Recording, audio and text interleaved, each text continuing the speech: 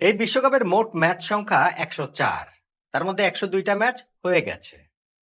১০৪ number match, শেষ ম্যাচটা সবচেয়ে গুরুত্বপূর্ণ। ফাইনাল, আর্জেন্টিনা ভার্সেস স্পেন লড়াই করবে শিরোপার জন্য। কার হাতে হাসবে বিশ্বকাপ?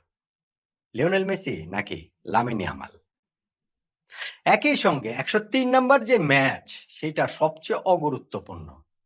এখানে কারো হাসির কোনো সুযোগ নাই। ফ্রান্স ভার্সেস ইংল্যান্ড, তারা এই ম্যাচটা খেলবে মোটামুটি মনে করেন যে মরাবাড়িতে উৎসব করার মতো। মানে এই দুইটা দল বিশ্বকাপে এসেছে শিরোপা জয়ের জন্য।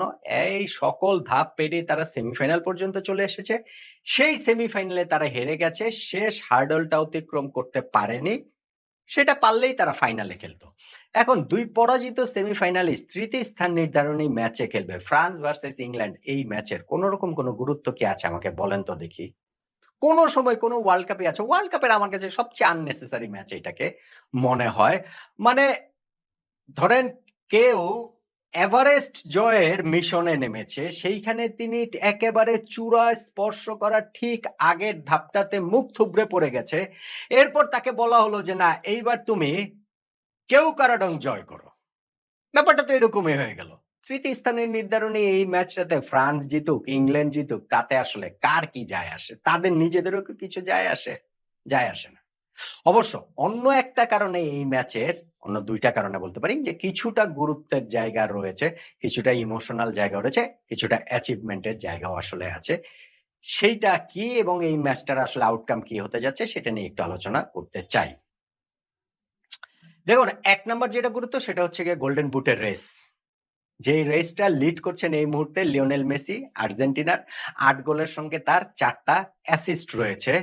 ফলে এইখানটাতে ক্যারিয়ারে প্রথমবারের মতো বিশ্বকাপে গোল্ডেন বুট লিওনেল মেসি জিতবেন কিনা, এইটা হচ্ছে গিয়ে একটা অপেক্ষার বিষয়। সমর্থকদের জন্য তো ডেফিনিটলি রোমাঞ্চনীয় অপেক্ষার বিষয়। লিওনেল মেসি এইবার গোল্ডেন বল শিওরলি জিতে যাচ্ছেন, সেটা ফাইনালের রেজাল্ট যেটাই হোক না কেন। গোল্ডেন বুটটা আসলে জিতবেন কিনা এবং সেই ক্ষেত্রে তার যে পথের কাঁটা, তারা সবাই মোটামুটি এই তৃতীয় স্থান নির্ধারণী ম্যাচটাতে খেলছেন। সবচেয়ে বড় কাঁটা কিলিয়ান এমবাপ্পে। তারও মেসির সমান ৮ গোল, কিন্তু অ্যাসিস্ট সংখ্যা ৩টি, মেসির চেয়ে এক ধাপ পিছিয়ে রয়েছেন।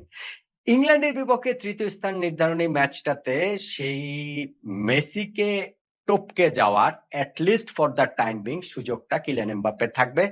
২০২২ সালে যে গোল্ডেন বুটটা তিনি জিতেছিলেন, সর্বোচ্চ গোলদাতার পুরস্কার, সেইটা তিনি এবারও ধরে রাখার মরিয়া চেষ্টা করবেন। একই রকম সুযোগ থাকছে হচ্ছে গিয়ে ইংল্যান্ডের হ্যারি কেইন ও জুড বেলিংহামের সামনে। তারাও ৬টা করে গোল করেছেন, বেশ কিছুটা পিছিয়ে আছেন, কিন্তু তৃতীয় স্থান নির্ধারণী ম্যাচ যেহেতু অত সিরিয়াস কিছু না, অনেক সময় আমরা দেখেছি এই জাতীয় ম্যাচে অনেক অনেক গোল হয়।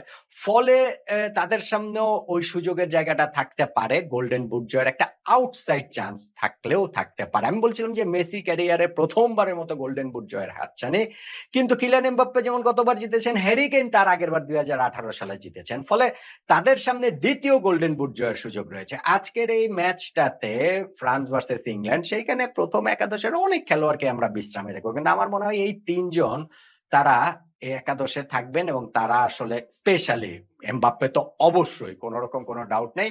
ইংল্যান্ডের বেলিংহাম না হলেও হ্যারি কেইন, তিনি আসলে ওই গোল্ডেন বুটটার জন্য নিশ্চিতভাবেই আসলে এই জায়গাটাতে ঝাঁপাবেন। সেটা হচ্ছে কি একটা গুরুত্ব। এবং আরেকটা গুরুত্ব সেটা হচ্ছে কি দিদিয়ের দেশমের লাস্ট ম্যাচ ফ্রান্সের কোচ হিসাবে। ২০১২ সালে তিনি দায়িত্বটা নিয়েছেন। এই ১৪ বছর যে দায়িত্বে ছিলেন তার মধ্যে ২০১৮ বিশ্বকাপ ফ্রান্সকে জিতিয়েছেন, ২০২২ এর ফাইনালে তুলেছেন এবং এইবার ওভারওয়েলমিং ফেভারিট হিসেবে এসে সেমিফাইনালে তারা হেরে গেছে স্পেনের কাছে। ফলে দিদিয়ের দেশমের আগেই ঘোষণা দিয়েছেন যে তিনি এইটাই তার লাস্ট টুর্নামেন্ট, এরপরে জিনেদিন জিদান হয়তোবা ফ্রান্সের দায়িত্বটা নেবেন কোচের। সেটা আরেকটা ফ্যাসিনেটিং ব্যাপার হবে। কিন্তু দিদিয়ের দেশমের শেষটা যেরকম রূপকথার মতো তিনি করতে চেয়েছিলেন সেটা করতে পারেননি। ইনফ্যাক্ট তার এই টেনিওরটাতে ইউরো জিততে পারেননি, নেশনস লিগ একবার জিতেছিলেন, কিন্তু সবকিছুর বড় বিশ্বকাপ জিতেছেন, ওইটাই তো আলটিমেট। আরেকটা ফাইনালে তুলেছেন। এইবারটা আসলে দিদিয়ের দেশমের শেষটা রাঙিয়ে দেওয়ার সুযোগ ছিল, সেটা তিনি করতে পারলেন না। কিন্তু এইটা ফ্রান্সের কোচ হিসাবে তার একেবারে লাস্ট ম্যাচ, সেই হিসাবে একটা ইমোশনাল গুরুত্বের জায়গা তো অবশ্যই অবশ্যই এই জায়গাটাতে থাকছে। তৃতীয় স্থান নির্ধারণী ম্যাচটা আমি বলছিলাম যে অগুরুত্বপূর্ণ। কিন্তু ইংল্যান্ডের জন্য ধরেন মানে যদি গুরুত্ব খুঁজে বের করতে চাই, তাহলে ১৯৬৬ বিশ্বকাপটা যে তারা জিতেছে তারপরে সবচেয়ে ভালো রেজাল্ট করার সুযোগ তাদের এইবার। হ্যাঁ, সেমিফাইনালে আর্জেন্টিনার কাছে তারা যেভাবে হেরেছে, যেভাবে রিট্রিট করেছে, যেভাবে সারেন্ডার করে দিয়েছে ১ গোল করে দিয়ে, তাতে কোচ টমাস টুখেলের ওই স্ট্র্যাটেজি নিয়ে, বাস পার্ক করার স্ট্র্যাটেজি নিয়ে, সবাইকে ডিফেন্সে নামায় দেওয়ার স্ট্র্যাটেজি নিয়ে বহুকাল চর্চা আসলে হবে। তারা সেই ফাইনাল হার্ডেলটাতে টপকাতে পারলো না, তারা ফাইনালে যেতে পারলো না। কিন্তু ১৯৬৬ বিশ্বকাপ জয়ের ৬০ বছর পরে সবচেয়ে ভালো সুযোগটা ইংল্যান্ড হারিয়েছে, এরকম আলোচনা চলছে। সবচেয়ে ভালো রেজাল্টের সুযোগটা কিন্তু এখনো তাদের রয়েছে। ৬৬-র পর ২ বার ইংল্যান্ড সেমিফাইনাল খেলেছে, ১৯৯০ এবং ২০১৮। ২ বারই তারা সেমিফাইনালে হেরেছে, এইবার নিয়ে তৃতীয়বার সেমিফাইনাল হারলো। সো ওর পরে কিন্তু ওই তৃতীয় স্থান নির্ধারণের ম্যাচে ৯০-তেও তারা ইতালির কাছে ২-১ গোলে হেরে গিয়েছিল। ২০১৮-র সেমিফাইনালটাতেও কিন্তু তারা হেরে গিয়েছিল ওইখানে বেলজিয়ামের কাছে।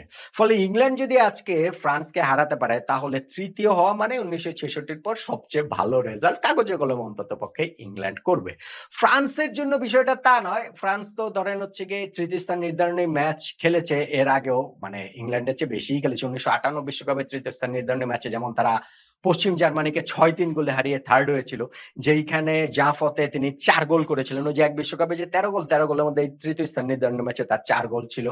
তারপরে গিয়ে হচ্ছে গিয়ে ১৯৮২ বিশ্বকাপে স্পেন, ফ্রান্স তারা তৃতীয় স্থান নির্ধারণী ম্যাচে পোল্যান্ডের কাছে হেরে গিয়েছিল। আবার ১৯৮৬ বিশ্বকাপে তৃতীয় স্থান নির্ধারণী ম্যাচটাতে তারা বেলজিয়ামকে হারিয়ে তৃতীয় হয়েছিল। ফলে ফ্রান্সের সামনে ওই তৃতীয় হওয়ার একটা সুযোগ মানে কি? আমার কাছে ফ্রান্সের তৃতীয় হওয়ার চেয়ে ধরেন দিদিয়ের দেশমকে একটা জয় দিয়ে বিদায় দেওয়া, শেষটা একটু মন্দের ভালো করা, ওই সুযোগের জায়গাটা থাকবে। তবে ফুটবল প্রেমীদের আগ্রহের জায়গাটা থাকবে আসলে গোল্ডেন বুটের রেসটা, মূলত ওই জায়গাটাতে যে লিওনেল মেসি ধরেন আজকের ম্যাচটাতে যদি এমবাপ্পে কোনো গোল বা অ্যাসিস্ট না করতে পারেন, ধরেন হচ্ছে গিয়ে হ্যারি কেইন বা জুড বেলিংহাম তারাও ওই জায়গাটাতে গেলেন না, ২টা গোল তো তারা পিছিয়ে রয়েছে।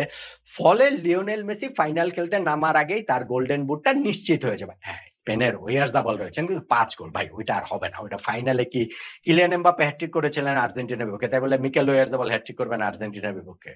ওইটা হওয়ার কোনো চান্স নাই।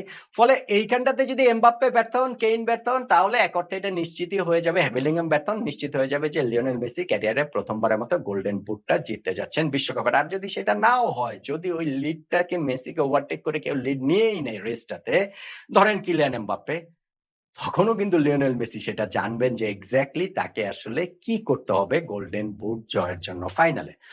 গোল্ডেন বুট জয়ের জন্য কি করতে হবে সেটা জেনে নিশ্চয়ই আর লিওনেল মেসি ওইটার জন্য বাড়তি কোনো প্রেরণা তার থাকবে না। আর্জেন্টিনাকে বিশ্বকাপ জেতাতে হবে, সেই প্রেরণাটাই আসলে যথেষ্ট এবং সেই পথ ধরে গোলে অ্যাসিস্টে গোল্ডেন বুটটা এমনিতেই তার হয়ে যাবে। তৃতীয় স্থান নির্ধারণ ম্যাচে শুধুমাত্র দেখার বিষয় যে লিওনেল মেসি সেটা ফাইনালের আগেই নিশ্চিত হয় নাকি ফাইনালের পরে তিনি নিশ্চিত করেন। আর যে ম্যাচটা সেইখানটাতে আমি বলছিলাম যে ২ দলেরই রিজার্ভ বেঞ্চের প্লেয়াররাই খেলবে। এই ওয়ার্ল্ড কাপে যাদেরকে সেভাবে কোচরা সুযোগ দিতে পারেন নাই তারাই খেলবেন। মোটামুটি সবাই আসলে খেলবেন এবং আমার ধারণা ধরেন এমবাপ্পে, কেইন তাদেরও যদি গোল্ডেন বুটের হিসাব না থাকতো তাহলে তারাও একাদশে খেলতেন না।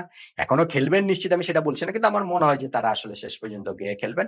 ফলে একটা এন্টারটেইনিং ম্যাচ দেখার প্রত্যাশা আসলে করছি। ইংল্যান্ড যেমন ওই যে কুঁকড়ে গিয়েছিল আর্জেন্টিনার বিপক্ষে ১ গোল করে দিয়ে, বা ফ্রান্স যেমন স্পেনের বিপক্ষে সেমিফাইনালে কোনো চান্সই পায়নি, ওরকম না হয়ে একটা ফুটবল তো এখন অনেক বেশি মেথডিক্যাল হয়ে গেছে, অনেক বেশি মানে রোবটিক হয়ে গেছে। সেইখান থেকে ফান গেম, অনেক গোল হবে, অনেক ভুল হবে, অনেক এইখানে এন্টারটেইন থাকবে। সেইটার আসলে প্রত্যাশা এই ম্যাচটা ঘিরে নিরপেক্ষ দর্শকদের থাকবে। আর আর্জেন্টিনার পয়েন্ট অফ ভিউ থেকে হিসাবটা ওই একটাই। লিওনেল মেসির গোল্ডেন বুটটা এই ম্যাচটাতেই, তৃতীয় স্থান নির্ধারণী ম্যাচেই নির্ধারিত হয়ে যাক। আর্জেন্টিনা না থেকেও, লিওনেল মেসি না থেকেও এই ফ্রান্স ভার্সেস ইংল্যান্ড ম্যাচটাতে ওইভাবেই গোল্ডেন বুটের হিসাবটাতে প্রবলভাবেই তো আছে, নয় কি?